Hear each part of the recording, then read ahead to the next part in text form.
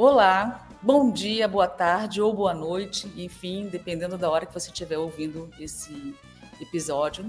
Sejam bem-vindos, então, ao 10º episódio do podcast Papo de Sommelier. É o podcast da BSRS, que é uma entidade que atua na formação de sommeliers e na difusão da cultura do vinho. Temos cursos, eventos, conteúdos e muito mais para os apaixonados por vinho. E hoje o nosso bate-papo será sobre uma região brasileira que já está dando o que falar por suas características únicas, não só aqui no nosso país, mas também no mundo. E quem vai estar conosco, batendo esse papo, é o Rodrigo Fabian, diretor executivo da Vinvasf e sócio-diretor do Grupo Verano Brasil. Seja muito bem-vindo, Rodrigo.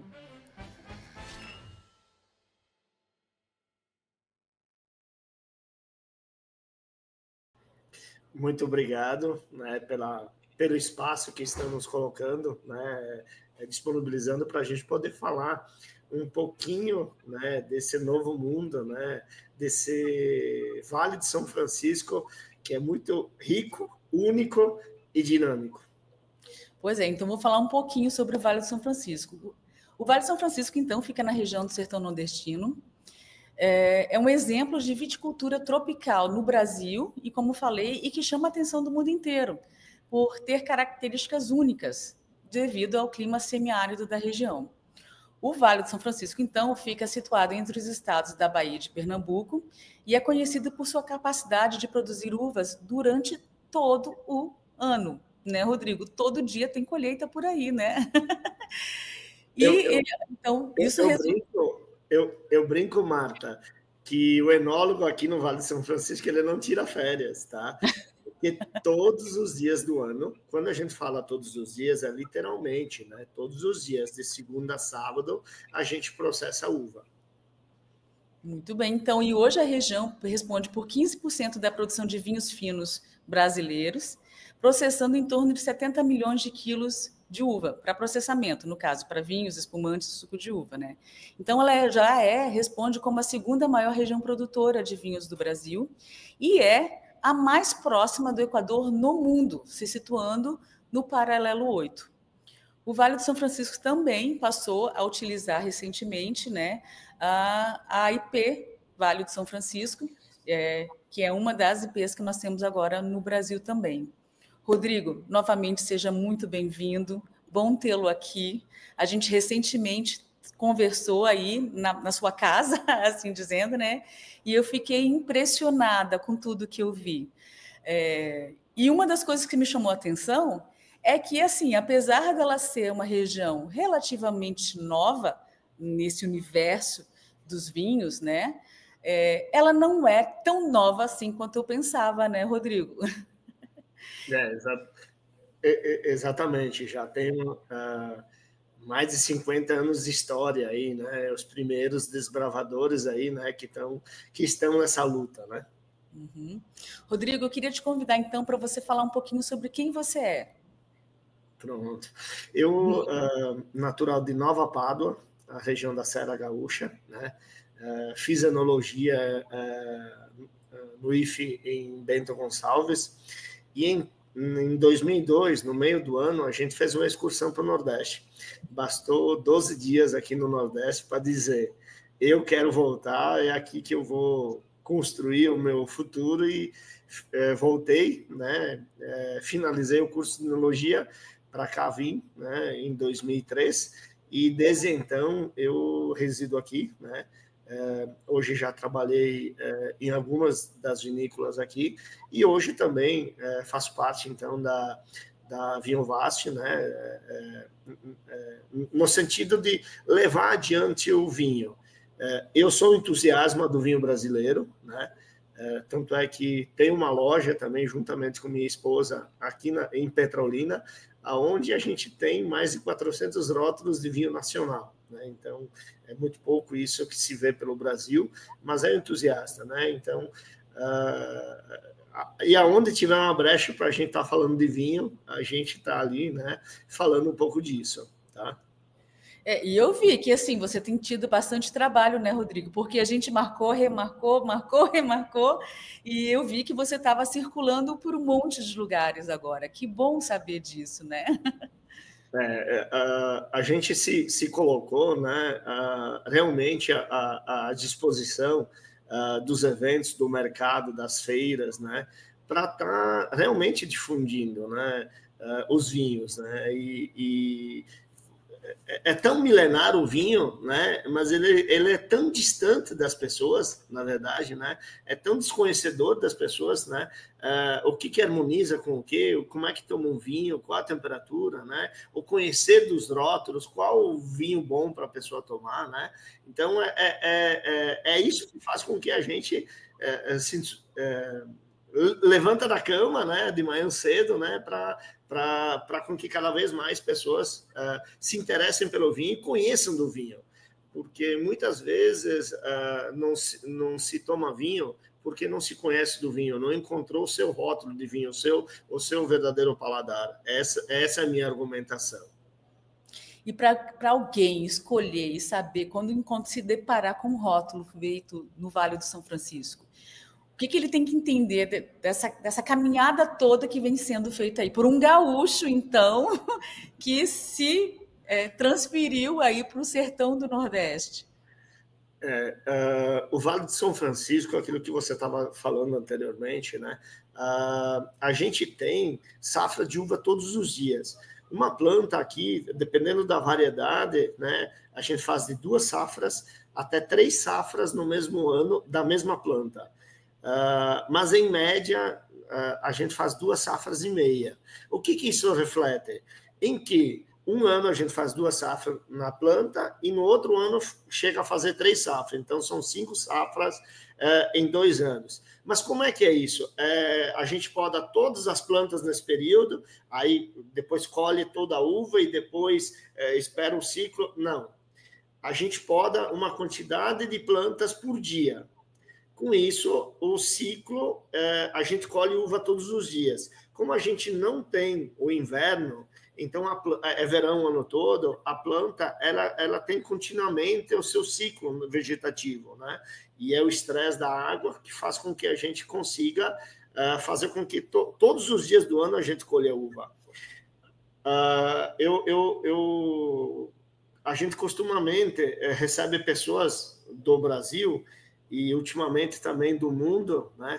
E o que mais se impressiona é exatamente isso, com que muitas das vezes, dependendo da localização que você vai estar, no mesmo lugar, fazendo um 360, você consegue ver exatamente as 4 estações bem definidas, né, do ano. Você olha para frente, você consegue ver a planta sendo podada. Você vira para o seu lado direito um pouquinho mais, você vai ver a planta brotando. Você gira mais um pouquinho, você vai ver ela florescendo. Gira mais um pouco, você vai conseguir ver ela, o fruto já ficando verde, e um pouquinho mais girando, você consegue ver a colheita da uva já, né? Então, isso realmente, nenhum outro lugar do mundo você tem essa condição de fazer isso. E o que isso faz? Por que isso é diferente? Por que isso é bom, né? Que é diferente faz parte, né? Muita gente já sabe, mas aonde isso é bom?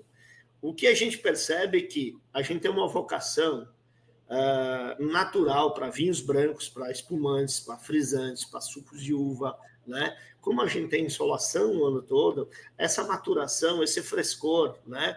Esse tropical, esse aroma, né? Essa fábrica de açúcar que o sol, né? A insolação nos dá para a planta o ano todo, né? A gente tem essa parte desse tipo de produto, é muito bom. Lembrando que também a gente tem uma fase do ano com uma amplitude térmica espetacular, né? Com que também a gente consegue fazer vinhos de guarda, né? Para 5, para 10, para 8 anos, que muita gente entende que o Nordeste só pode ser feito vinho branco espumante, que isso não é bem verdade, né? A gente consegue ter essa produção também.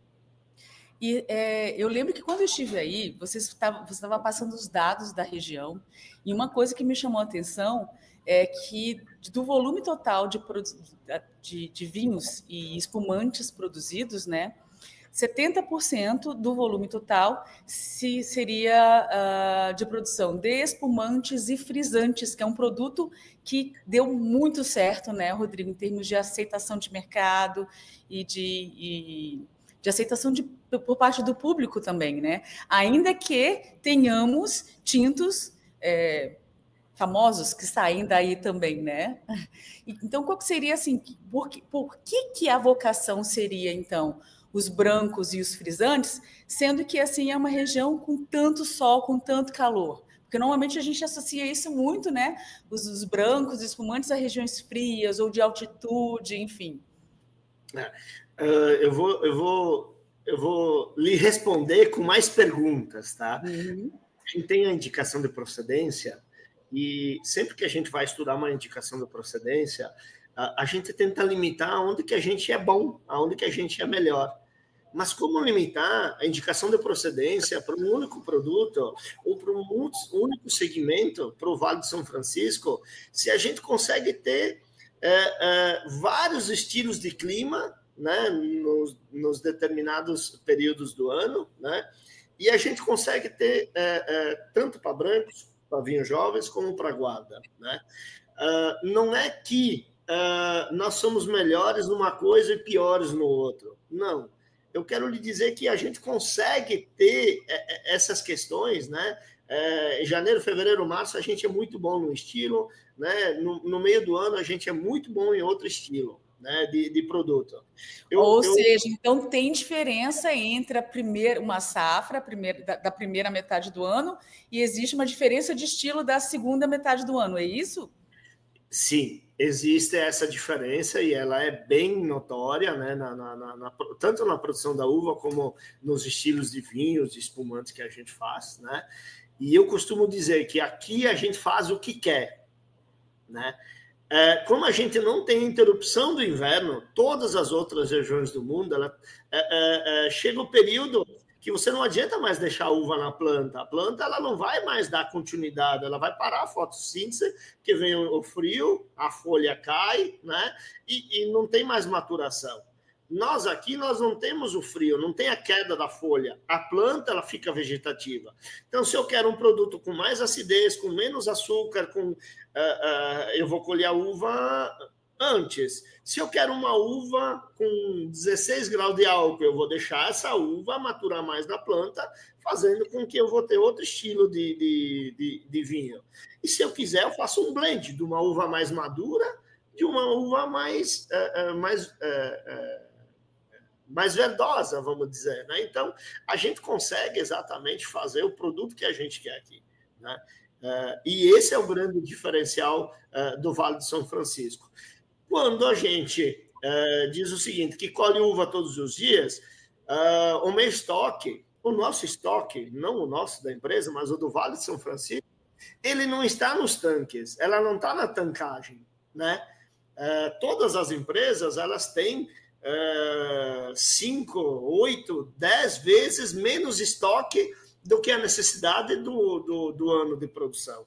Porque muitos produtos são de giro rápido. O meu estoque está na planta, então eu vou fazer o espumante, eu vou colher a uva, vou fazer o processo, eu vou fazer a clarificação e vou colocar o produto para ser fermentado em autoclave. Fez a fermentação, vai para a garrafa, um novo ciclo já, vou colher mais uva e vou fazer todo o processo novamente. Assim é para um frisante, assim é para um vinho jovem, assim é para o suco de uva. Então, nós temos sempre produtos frescos, jovens, né? Porque a uva ela é continuamente colhida todos os dias. E eu achei interessante, você está falando de produto fresco e jovem, né? Quando eu estive aí, a Garzieira foi a primeira vinícola que a gente visitou quando estivemos ali alguns meses atrás, e você nos levou direto para um vinhedo, era o vinhedo de 100 safras, né? Já tinham sido colhidos 100 safras naquele vinhedo, e logo de frente do vinhedo de 100 safras tinha um bem mais jovem, assim, né? E então, assim, além de ser um produto fresco e jovem que vocês podem fazer, vocês também conseguem, devido à região não ser tão nova assim, já na produção de vinhos, né? Produtos com mais corpo, com mais estrutura, né? Como é que vocês decidem? bem bacana você levantou um ponto excelente, né? Outra pergunta que nos fazem muito é que o vinhedo do Vale do São Francisco, por não descansar, não dura muito tempo. A vida útil do vinhedo é muito jovem.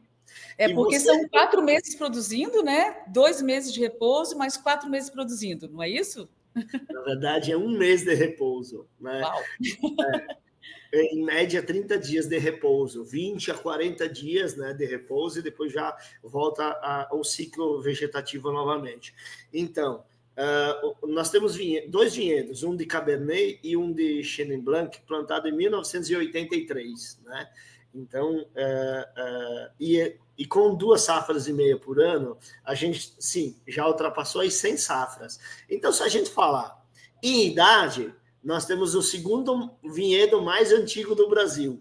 Então, ele é do Vale de São Francisco. Né? Em safras, na verdade. Em safras, nós somos o mais antigo vinhedo do Brasil. Nenhum vinhedo do Brasil, que a gente tem conhecimento, né? Que tenha registro, pelo menos, né? De uvas viníferas, nenhum foi colhido mais do que 100 safras. Né? Então, e isso faz... o vinhedo está bem preservado, a maturação da uva ela é boa, né? A produtividade ainda é boa. Então, assim, a gente pode dizer que, se bem cuidado, sim, ele tem uma longevidade muito boa. Né? Foi o primeiro vinhedo plantado, destinado para uvas de vinho, ele ainda continua vivo. Né? Então, até onde isso dura, a gente não sabe, porque o primeiro ainda está plantado, né? Não para uva de mesa, né? Para uva de mesa isso começou muito antes, né? Mas para vinhos, na verdade, é o mais antigo do Vale de São Francisco. E você estava falando dessa questão então, da uva de mesa.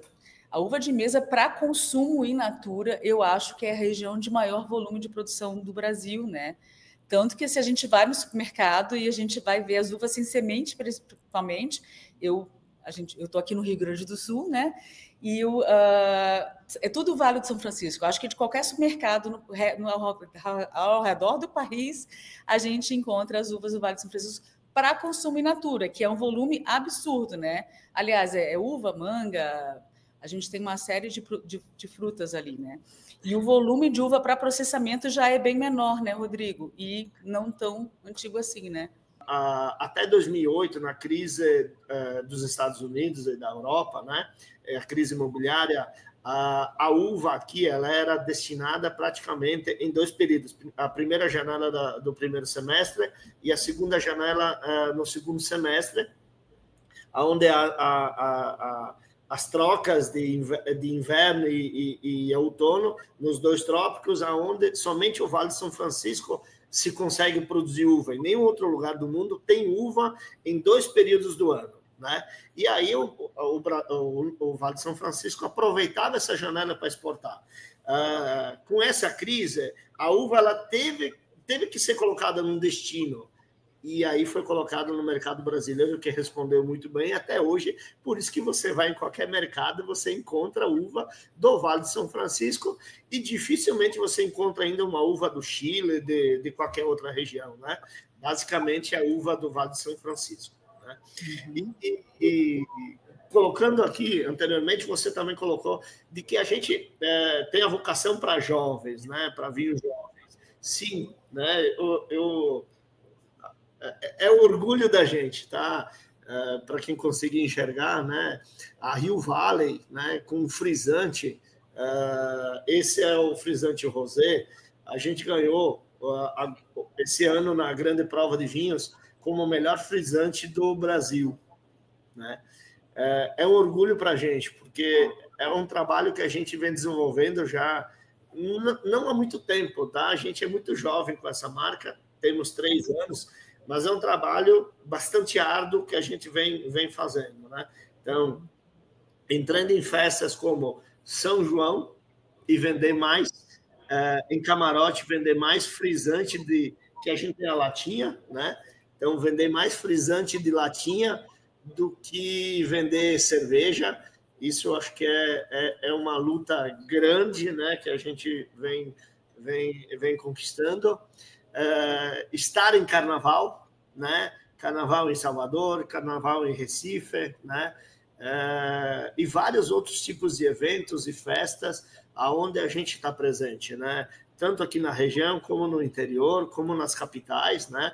Então, a gente está, de fato, desbravando, né? E o produto frisante, a gente vem conquistando muitos paladares de pessoas que não tomam nenhum tipo de bebida alcoólica, mas o frisante encanta, o frisante a pessoa gosta realmente, né? O nosso frisante ele é natural, ele é de fermentação natural, então ele não é gasificado. Como a gente consegue produzir as uvas o ano inteiro, né? Então a gente consegue fazer esse produto muito refrescante, né? Que a gente tem ele na versão branco, tem ele na versão Prosecco. A gente é o único que tem frisante Prosecco, né? Ou variedade Eclair, enfim, né?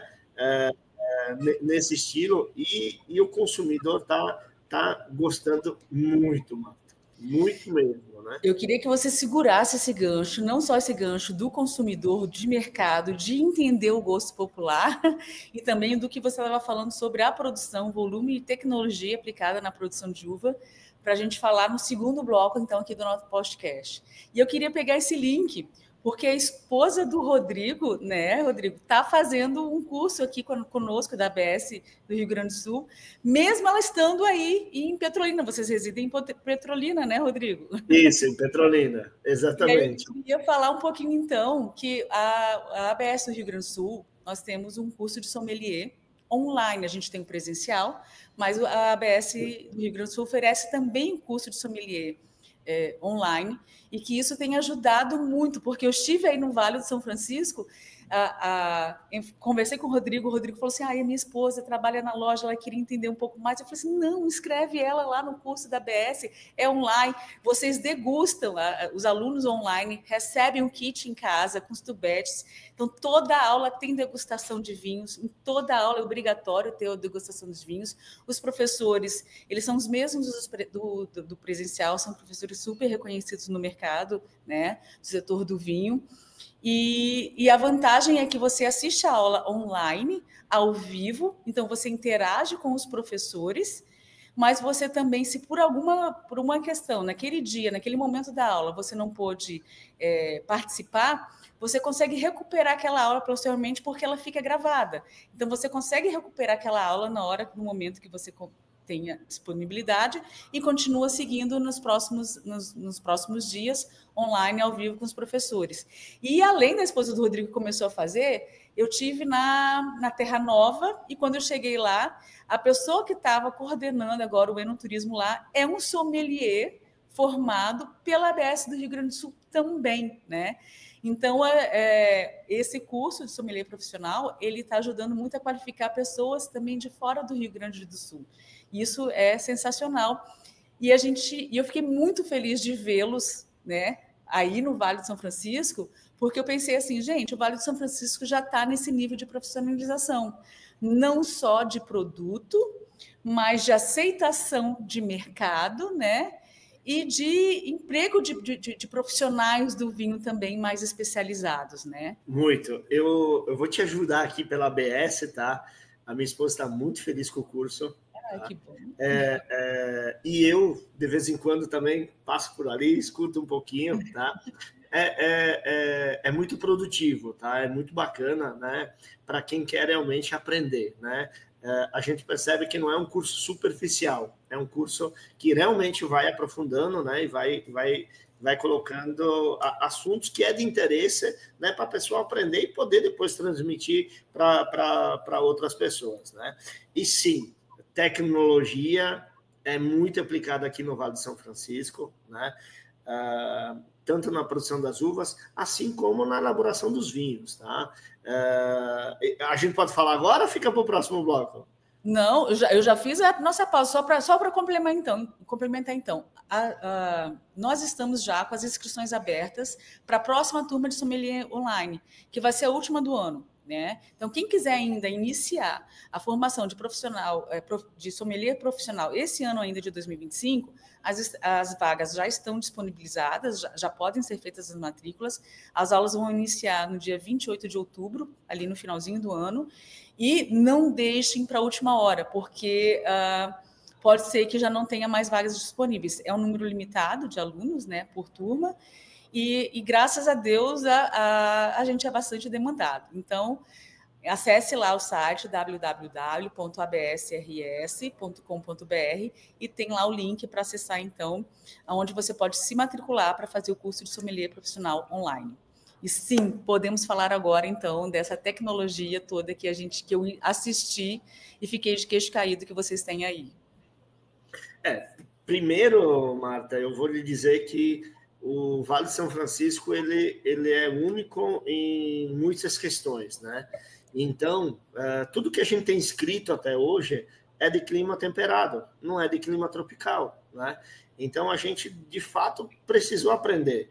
Então, assim como a Rio Sol tem uma gama de variedades de uva lá, a empresa da gente também tem outra gama de variedades de uva, né? Chegamos a ter mais de 28 variedades de fase teste em diversos tipos de cavalo, com as mesmas 28 variedades, né? Então, de fato, né, você precisa aprender com o Vale de São Francisco, né? Aí, o solo da gente era muito pobre, então entender macro e micro elementos é muito importante, né? Entender profundidade de solo, até onde que a raiz vai se aprofundar, também é importante, porque toda a alimentação da planta ela vai acontecer via irrigação. Então, você precisa saber que tipo de adubação é que você vai estar colocando para a planta. Como os solos eles são muito pobres e eles não têm eles têm muito pouco de macro ou micro elementos, e a gente tem irrigação com a possibilidade de estar dando uma pequena alimentação, como se fosse para a gente tomar soro na veia, né? Então, ali você pode estar todos os dias usando alguma coisa de nutriente, né, para a planta, né? Então, essas são possibilidades. Você tem que saber qual é a microevaporação do dia, né? Qual a umidade relativa do ar, para poder saber quanta água você vai colocar para a planta. Se você tem a fase de repouso, é uma quantidade de água, se você vai fazer a brotação, é outra quantidade. Na época do chumbinho, do grão ficar maior, muda, e durante tudo isso muda, e muda a adubação também, né? A quantidade de água, a adubação vai mudando isso, tá? A outra coisa que aqui se faz, né? Tanto a análise da folha para saber como é que essa planta está nutrida, né? Se faz análise de gema antes de fazer a poda, né? A maioria das empresas elas fazem análise para ver aonde que está a formação de cacho. Quem faz mais isso realmente é as empresas, né, que tem uva de mesa, tá? Porque ali tem que saber exatamente, não pode errar nada, porque senão a uva não vai dar coloração, não vai dar o sabor, não vai dar o visual necessário para o mercado, principalmente de exportação, mais exigente, né? Então, quando você fala de tecnologia, sim, a gente, assim como tem especialista de unha, de coração, de cabeça, a gente tem especialistas aqui de nutrição, especialistas de cada fase da planta, né? Entendendo o todo, entendendo uma parte, né? A gente tem pessoas em uva nesse sentido aí, né? Então, eu ouvi de vocês, né, que vocês têm conhecimento, vocês sabem exatamente, inclusive, quantos cachos serão colhidos por planta. E por isso vocês têm o cálculo final de quanto que vai ser exatamente quanto que vai ser colhido por parcela, né? É uma coisa muito precisa, né? E vou te dizer, você já viu aqueles contadores de avião que a pessoa vai passando e faz tchac, tchac, tchac? É um contador ali. é exatamente isso que uma pessoa faz, né, na hora de contar os cachos. E se tiver a mais, tem que ser derrubado, né? Então, é uma precisão muito grande em todos os sentidos, né? Se uma planta, o agrônomo determina que uma planta ela tem que ter 50 saídas de ramo, você não vai encontrar 45 ou 65, entendeu? Você vai encontrar... É muito difícil, claro, acertar exatamente, mas você não vai ter o dobro ou a metade, você vai ter um acerto muito grande nesse sentido. E se o agrônomo diz, nós vamos ter que manter 80 cachos por planta, eu estou chutando o número que vai variar dependendo da variedade da planta, né? Do espaçamento e vários outros. Mas se é dito que é para ter 80 cachos, você não vai encontrar 110 cachos numa planta ou 60 cachos numa planta. Você vai encontrar a quantidade que o agrônomo realmente determinou, uma variação muito pequena nisso, né? Por que isso? Porque ele vai fazer a nutrição para a planta, para aquela quantidade de uva, para aquele cacho ter aquele determinado peso, para aquele grão ter aquele determinado milímetro, entendeu? Que incrível isso, né? De qualquer jeito. É feito muito baseado, né? Assertivo, sabendo, você tem que saber o que você está fazendo, né? E Rodrigo, e toda essa tecnologia, toda essa precisão, todo esse controle que vocês têm, de que forma isso a gente observa no vinho? Aliás, você está tomando vinho aí, cadê ele que você não mostrou ainda o que você está tomando? Aí, não é um branco, não é um frisante e não é um espumante, né? A gente já vai falar dele, já vamos falar dele. O que a gente enxerga de todo esse controle dessa tecnologia? O que a gente enxerga? Do que a gente pode esperar, então, dos vinhos daí da região? Os vinhos, ainda a gente não chegou com essa tecnologia toda que tem a uva de mesa, tá? Você vai encontrar uvas de mesa, né? Dependendo da variedade, tá? O produtor ele ganha 8, 10, 12, 15, até 20 reais no quilo da uva de mesa, né? Então, ele consegue aportar melhor essa tecnologia, né? Então, a gente aproveita muito disso, né? Para trazer no nosso dia a dia, né? Para ter boas uvas, né? E quando a gente fala em boas uvas, tá? Quem é mais conhecedor do Vale de São Francisco, em se falar de uvas tintas, né? Sempre se falou, até porque a gente tem um clima muito parecido com o californiano, né? Então, sempre se falou na uva Shiraz, né? Syrah, Shiraz, enfim, né? E ela se adapta muito bem aqui, uma boa produtividade, né? Mas hoje, né, atualmente, a gente está olhando muito, com muita atenção, né, a variedade Malbec, né? O que você tem na sua taça, né? Eu fiz questão de estar tomando esse Malbec, porque o Nordeste hoje tem 4 vinícolas que tem 4 vinhos no mercado da variedade Malbec. Garanhuns, que fica a 600 quilômetros de Petrolina, que fica a Chapada Diamantina, mais 400 e alguma coisa quilômetros, né? E Vale de São Francisco. As 4 vinícolas que tem essa variedade, na grande prova de vinhos, ganhou medalha de ouro na variedade Malbec, né? E é muito recente o plantio das uvas Malbec aqui no Vale de São Francisco. A gente vai falar, no máximo, 2 anos de produção, 2 anos e meio de uvas produzindo. E a gente já vem com essas conquistas, né? De medalha de ouro, aonde a planta se adapta bem, né? A folhagem, né? Você percebe que está bem nutrida, o cacho ele amadurece perfeitamente com acidez, com os taninos, né? E isso no vinho em barrica, seja um vinho mais jovem, seja um vinho rosé, né? As anuâncias, o frutado dele, como o vinho amadurece harmônico, né? Então, é uma variedade que aqui a gente está olhando muito delicadamente, né? E eu vou ser um pouquinho, vamos dizer assim, generoso com os argentinos, né? Os argentinos que se cuidem, tá? porque claro que a Argentina está muito à frente da gente, né? O pessoal tem 40% do PIB da Argentina é vinho, né? Mas a gente está olhando com muito cuidado, né? Essa variedade, esses vinhos, né? Da uva Malbec, né? A cor, os aromas, os taninos, o potencial de guarda que esses vinhos têm, tá? Inclusive na ProWine, né, que a gente vai estar presente, né?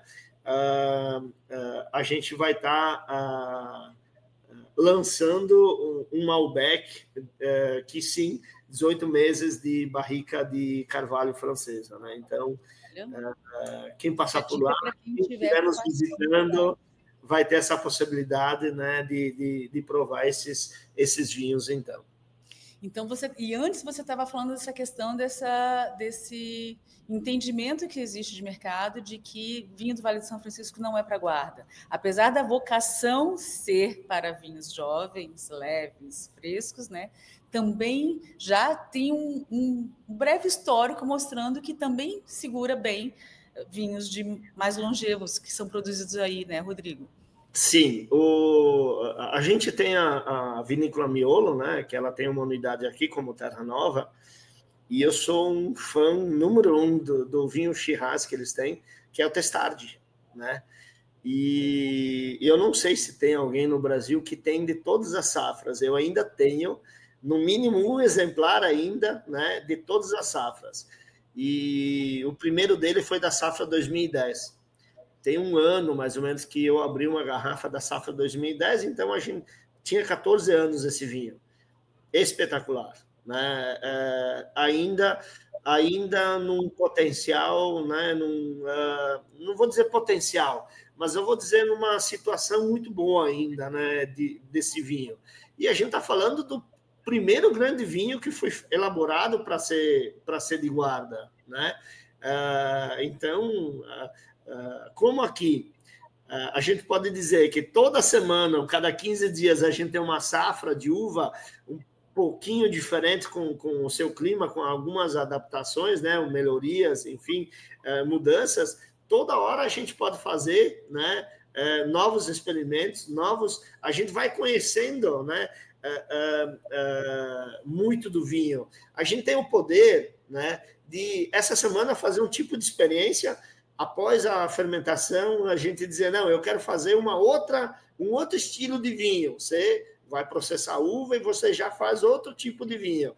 Fez aquela fermentação, você já vai ter um outro tipo de uva que você já vai poder testar uma outra levedura, você já vai poder testar outra técnica, né?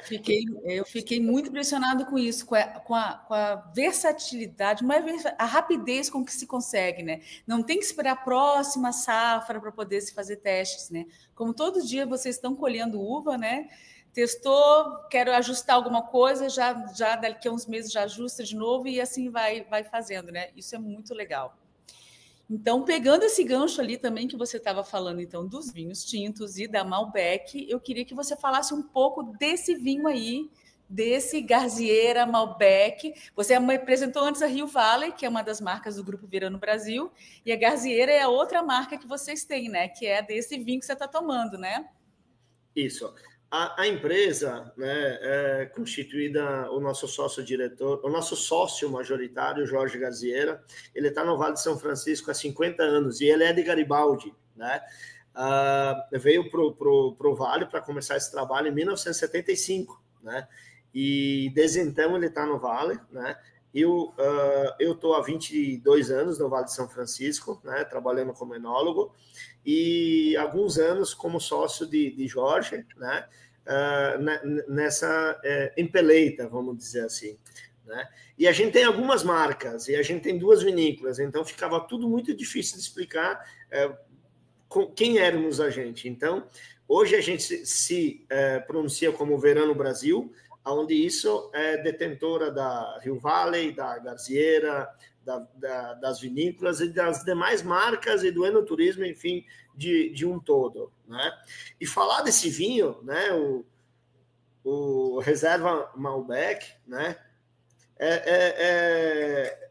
ele é muito agradável no aroma, frutado, ameixa seca, né, frutas maduras, um pouquinho de pimenta preta, né? E na boca sentia a sedosidade dele, o tanino harmônico. Ele é fácil de tomar, mas ele tem uma presença, um volume de boca bem interessante, né? Ele tem uma evolução, um pronunciamento bom de boca. A acidez dele é muito boa, né? Então, aos amantes, quem gosta de vinho, deveria provar esse Malbec Reserva.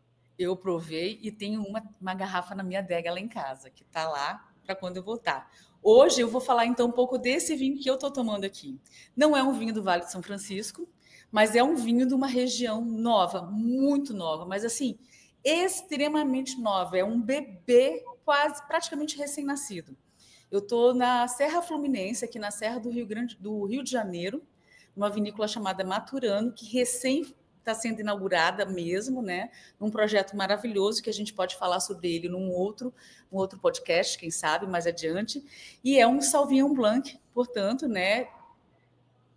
Que fica num vinhedo que ele é incrustado na Mata Atlântica. Tem Mata Atlântica ao redor dele todo também. E também é uma nova fronteira vitícola e vinícola, assim dizendo, e que foi possível graças a também a tecnologia brasileira, tanto quanto no Vale de São Francisco, que é uma tecnologia desenvolvida desse dia a dia pelos brasileiros, que aí estão, né, Rodrigo? Aqui também a tecnologia da dupla poda favoreceu, então, a produção de vinhos em terroirs que a gente antes não conseguiria produzir bons vinhos, porque aqui no verão chove muito e no inverno é seco, né? E com a dupla poda você consegue arrastar, então, a colheita para o período de inverno. Esse é uma safra do ano passado, de 2024, um Sauvignon Blanc que eu estou tomando. Não vou poder mostrar a garrafa, porque ela ainda não foi rotulada. Como eu falei assim, é recém-nascido, né? Mas que mostra uma personalidade e características na taça que são incríveis. É um vinho, eu já fui bebendo ele, é um amarelo palha, bem bonito, assim, mas bem palha, tonalidade média-baixa, assim dizendo. Muito aromático, muito aromático, bem perfumado. Ele não tem aquelas notas de pimentão ou de xixi de gato, enfim, ou petroláceo, assim, dizendo que seriam os típicos de Sauvignon Blanc. Pelo contrário, ele é muito frutado. Eu tenho um toque de cítrico que puxa para o lima. A lima foi a primeira coisa que veio no meu nariz.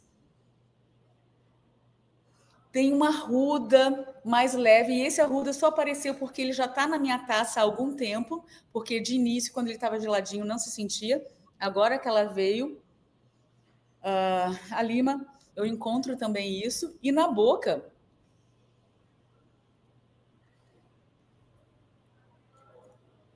é um vinho super agradável, acidez lá em cima, muito ácido, muita fruta. Isso denota, então, que ele vai ter longevidade, né? Ele faz, você toma ele saliva, ele fica por bastante tempo no paladar ainda, muito agradável, e ele reproduz esses toques cítricos, essas notas cítricas, o floral também, que no aroma você percebe alguma coisa de ervas no paladar, que seria um toque vegetal, essa néspera, tem um pouco de limão siciliano na boca também, e é um vinho que, para quem está recém chegando ao mundo, assim dizendo, enquanto terroir, enquanto empresa, ele tem vai ter uma vida muito linda, muito bela, que eu acho que vai trazer bastante. E, Rodrigo, só para poder encerrar um pouquinho e a gente se dá tchau, porque o nosso tempo já está ali no limite, eu queria convidar que vocês se mantenham ligados ou nos ouvindo. No próximo episódio, a gente vai falar sobre... O próximo episódio vai ser apresentado pela professora Caroline Dani e pelo professor Maurício Olof, e a gente vai falar, então, dos diferenciais do espumante brasileiro. E eu acho que aí a gente volta a falar do Vale de São Francisco novamente, né, Rodrigo? E eu queria deixar você para dar um tchau, deixar o último recado, um último convite, de repente, para poder conhecer, acessar informações sobre o Vale de São Francisco. Eu estou muito feliz mesmo de estar podendo participar com você, né?